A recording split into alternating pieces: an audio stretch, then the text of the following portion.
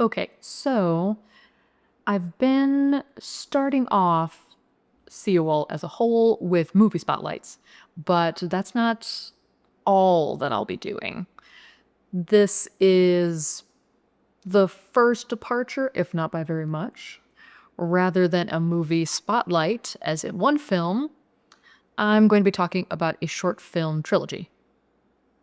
The Gliese 667 trilogy came out of Iran in 2016 from directors, let me double check, Tahereh Ahmadashad and Aiden Eftekhari.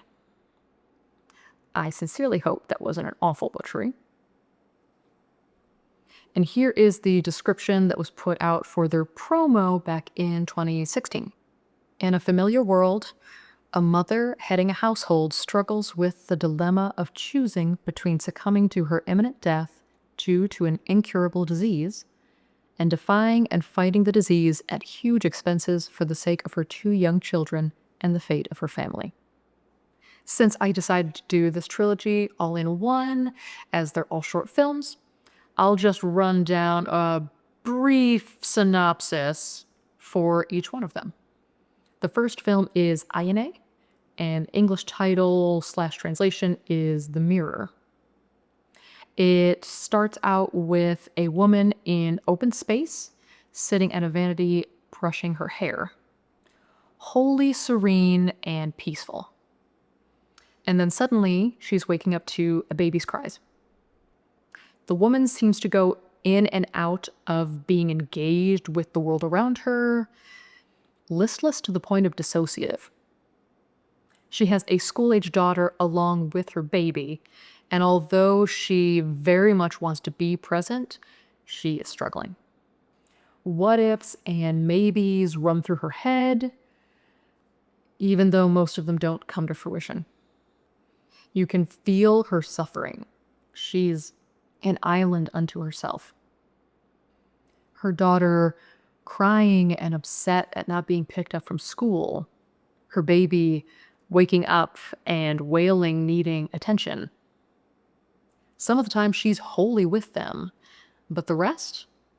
The world around her seems muffled and not real. She struggles and gets herself into work, but when her boss tries to guilt her into surfacing him, she pushes back and is fired. She winds up selling almost everything she owns just to bring in some badly needed money. Towards the end, a cap is laid out with scissors, and then hair is seen falling. A whole bunch of it then gathered up, its own sort of detached ponytail. The woman is later staring into a mirror and brushing her hair, but then she pauses and reaches up to pull off. Now it's become obvious it's a wig, and it reveals her entirely shorn head. The film winds down with her nursing and rocking her baby while singing a lullaby that's somewhat haunting. It mentions tears falling and love going everywhere from one house to another. And that is the first film. So the second film, which it's unclear the timeline, I wasn't able to determine, but all three of these were out in 2016, so there wasn't a lot of separation between first and second to third. They were not delaying these. That second film is titled Peshvak. I wish I knew Persian. I'm guessing a little bit. The English translation is The Reflection. The lullaby that the first film ended on, the second film is starting out with that melody.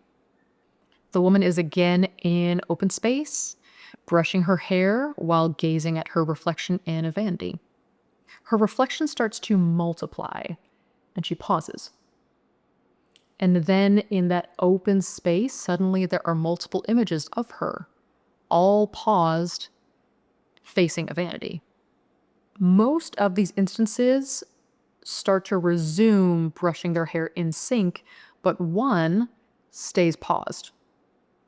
While that paused instance is still, there's a hand reaching towards her. And suddenly, yet again, she is waking out of nowhere to a baby crying. She has her same moments from the first film with her school-age daughter and her baby. Again, not really present, struggling with what she wants and needs to be doing. However, at random intervals, there is a shift. It's the woman, but in entirely different surroundings. This version of the woman is well off and comfortable in a futuristic home with a very loving partner. Although this instance of the woman has moments of introspection, there is happiness as well. There seems to be bleed through, as though the experiences of the sad woman are felt by the futuristic woman, and vice versa. Now, the sad woman's experiences don't change despite these impressions or echoes. The perspective continues to shift between the two versions. The futuristic woman seems to commit and be fully involved with her partner. Later on, she is unsettled and is telling him that she feels that there is good news coming for them. The partner has a trip that he has to leave for. And while he's reassuring her and saying he'll come back quickly, it doesn't change her feeling unsettled, disquieted. She receives a message from him later, and he's sharing with her that they're collecting news reports and the war zone seems to be pretty quiet.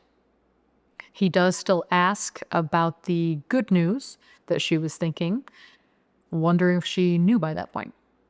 She learns she is pregnant, and almost immediately after receives a call informing her of his death. Grieving, she goes to the window and unseals it. It seems to be fortified against fatally harmful radiation where they live. With the barrier down and hazard warnings blaring, she sits and waits for the sunrise. The two smaller suns come up, and then the largest third sun is imminent. As those sun rays start to come through, the shift goes back to the sad woman singing her baby a lullaby while nursing her. The third and final film is Khorshid? Pronunciation hopefully not terrible. The English translation is The Triple Suns. As with the other two films, it opens, we see the woman in space, gazing at her reflection while she's brushing her hair. The duplicates appear, and then all but one resume brushing. The woman wakes again to a baby's cries, and we are back seeing the perspectives of both the sad woman and the futuristic woman. And now there's a new third perspective. The third instance of the woman first appears, and she is creating a piece of art, a portrait of an older woman that is resting in a chair. The older woman wakes up confused, disoriented. The artistic woman comes over to greet her, and they seem to be communicating. It's unspoken, perhaps a form of telepathy, but it's not clearly defined. She is reassuring the old woman that she will get her meds, and then they are joined by a third woman. Through their unique communication, it comes out that the old woman is in fact the mother to the two others. The sister reminds the artistic woman to lock up and have that safety measure. Artistic woman replies back that mom will always have her. The film continues to shift the perspective between the sad woman, the futuristic woman, and the artistic woman. The artistic woman's mother still struggles with confusion, looking for things that she can no longer remember, but is nonetheless very concerned to find. The mother and her have a moment of looking over an old photo album, reminiscing when the artist was very young. But in the next shift, the mother is panicking and trying to leave the house. When the artistic woman comes by and tries to calm her, the mother only gets more upset and declares that she's never been married. She has no daughters. The artistic woman is struck by that. She retreats, disassociates, goes back into the room that holds all of her artwork.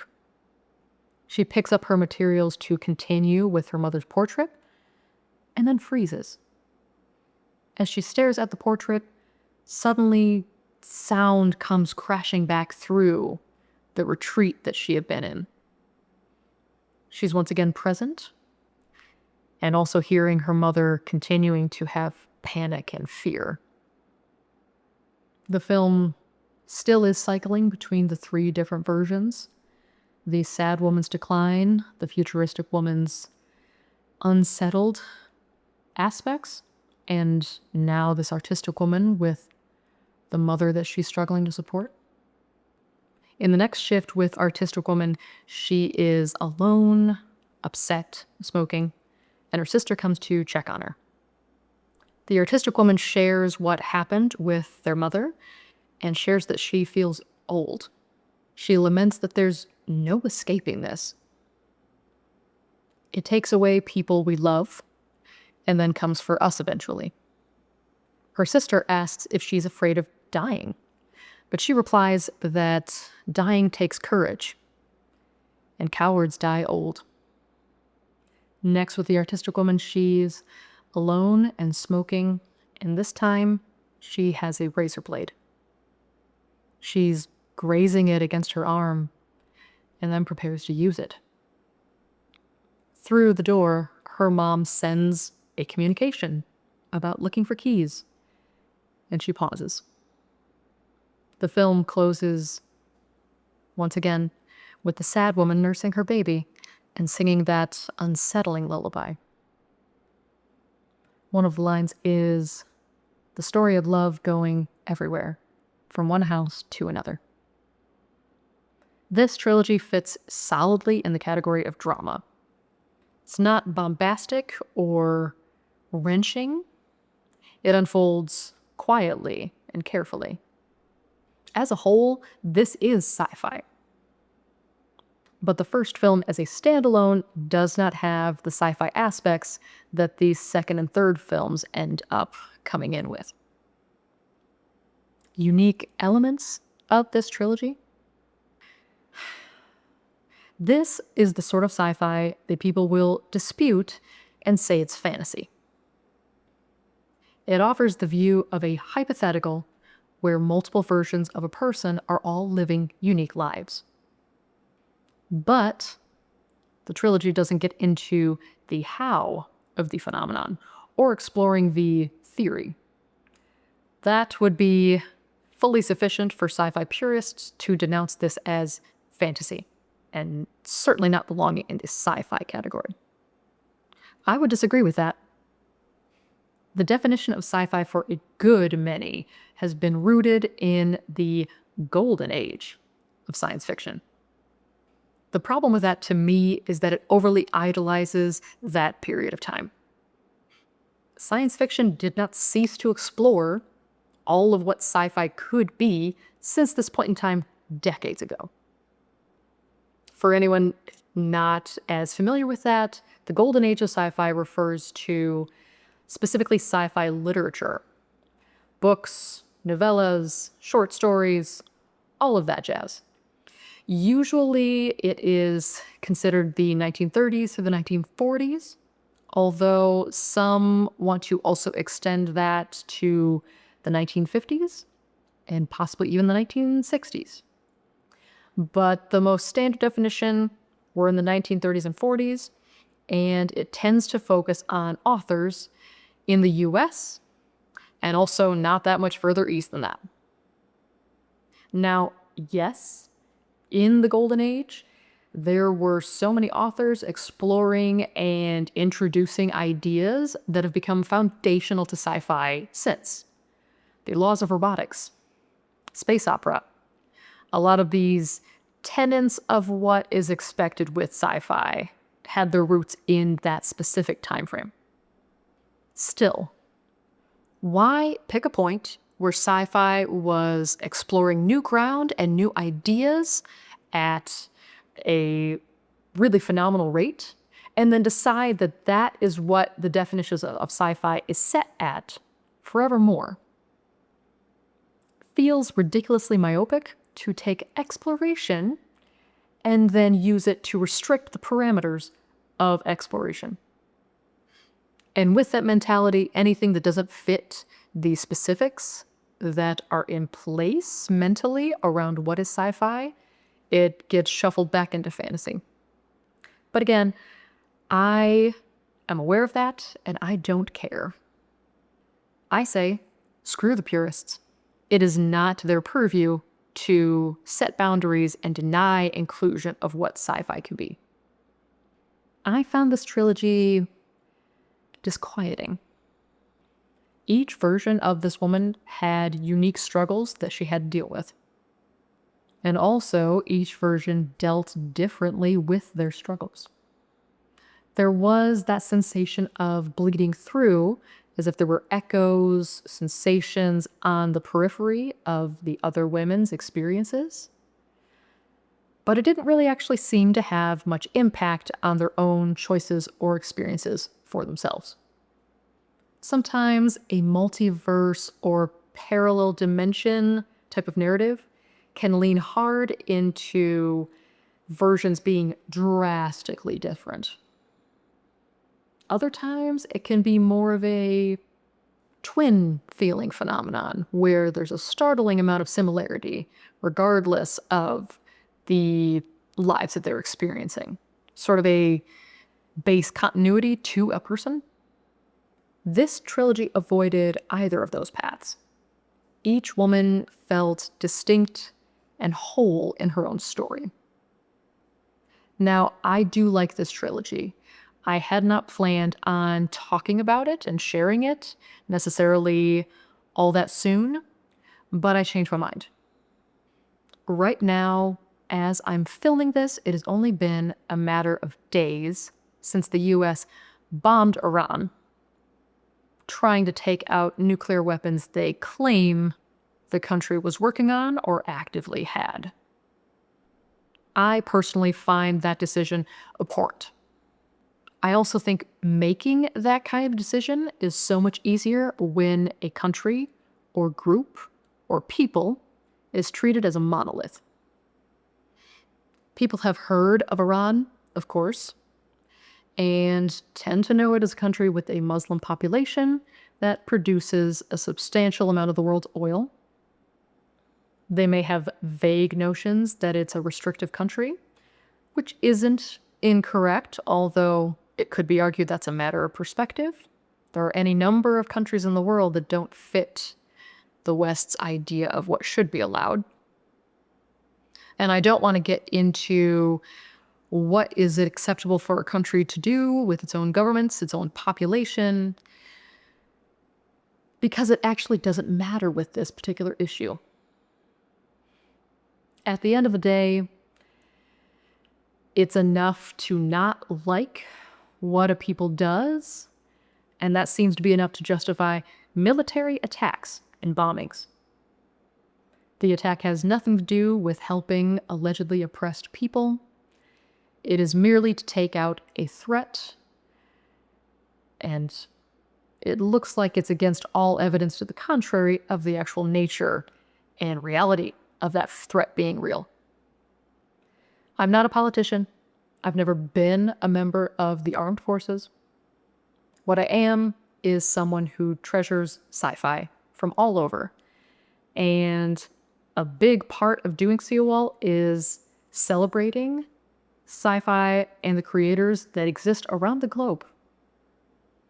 So this is my way of pushing back. Iranians are Muslims. That is not a crime. They also have a rich history that spans centuries. There is so much to a country and a people of over 92 million. But what I'm able to share with what I look into is that they have made quite a few sci-fi films as well. And this Gliese 667 trilogy is an example of that very film and creativity. This is a trilogy considering how a person can be different across multiple lives. I appreciate the films for what they are and the perspective and feelings they bring about. It also feels like a particularly relevant perspective given what is going on. There are over 92 million people in Iran, and each and every one of them has their own lives and perspectives and dreams and suffering. Okay, so Gliese 667 trilogy can be found online. However, I went digging into the trilogy's promo as these were being released and being presented at different film festivals, and the creators made no mention of their locations online. Now that to me says the creators did not want to direct viewers to the platform that they were using. So I'm going to respect that and leave this a mystery. I know, that can be a bummer. If you really want to, you can always go seeking them out to find where they are online for yourself. Regardless, I'm glad to have seen them and I wanted to share them with you. Teaser for next time. The next film on deck is from the Philippines, and it was an experience. With that little teaser, I bid you farewell until next time. See you soon.